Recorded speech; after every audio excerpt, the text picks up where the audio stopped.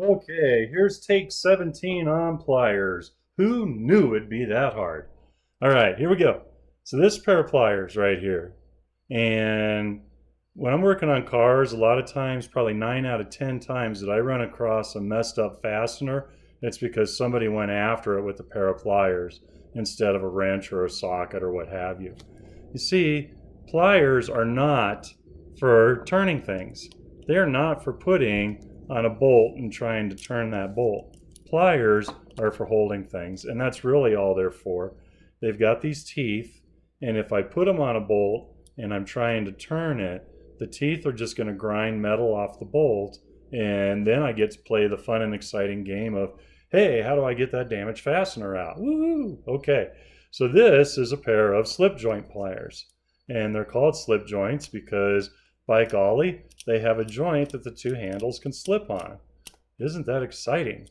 All right, so I can make them larger or smaller in width so that I can hold bigger or littler stuff.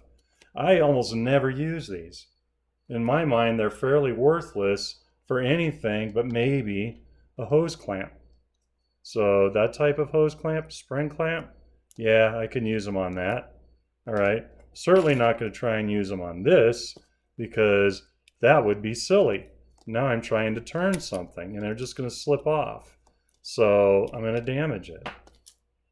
This right here is what's known as a channel lock or water pump plier. And you can see the channels, okay? And then on the back side, I've got this ridge that goes into the channels. And I can make the pliers bigger. I can make them smaller. So I can hold larger or smaller things. Very simple.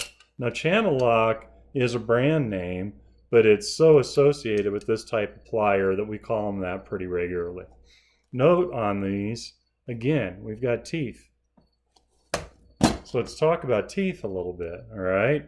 This right here is very similar to the channel lock. It just has a little bit different design for moving inward and outward to increase or decrease the amount of space between the jaws.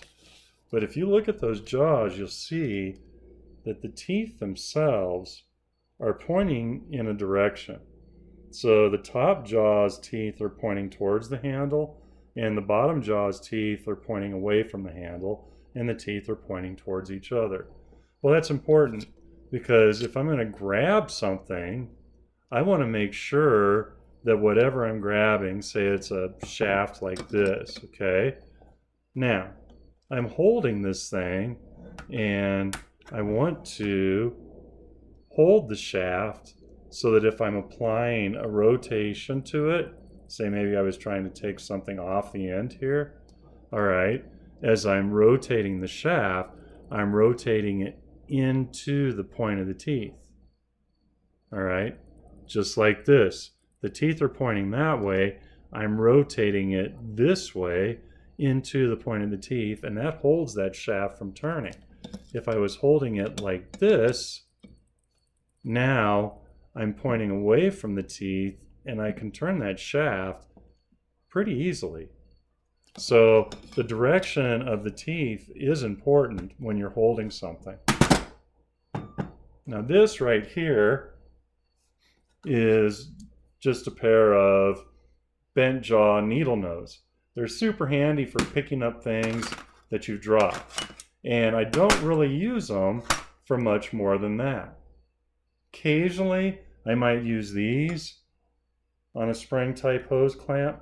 Occasionally. This pair of needle nose, and I use these needle nose mostly for pulling wire through things. They're pretty small tip, and they've got a nice point on them for pulling wire.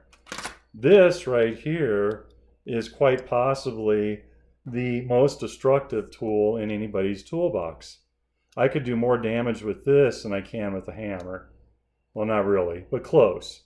Okay, this is a vice grip, and it's a locking plier. So what it does is I've got this lever action deal here, is I lock it down on a fastener, okay, I can bring this down, adjust that jaw, and make that really, really super tight, okay? And that right there will hold things really well. But again, it doesn't turn things well. So don't use it to turn. It's great for holding, not for turning. Now, I've got these out here. These aren't really pliers. These are wire cutters. But the problem is that a lot of people like to use these like pliers. They might use them to bend stuff or cut stuff or tear stuff or hold stuff or whatever. These are wire cutters.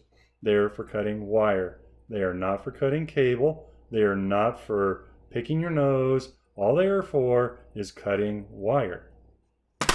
Here's another type of wire cutter. And this one does have a little jaw that looks like, oh my goodness, I can hold something with that. No, you can't. That's a crimper. Don't use this to hold things. It's not worth it.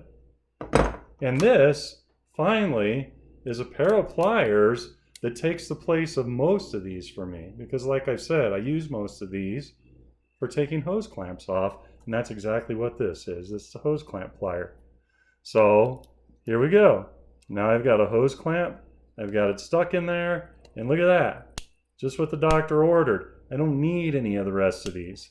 So my plier selection is pretty limited because honestly, unless I'm holding something, I just don't use them. And you should probably try and do the same thing. Otherwise, you're going to spend an awful lot of time trying to get stripped bolts and nuts out of things.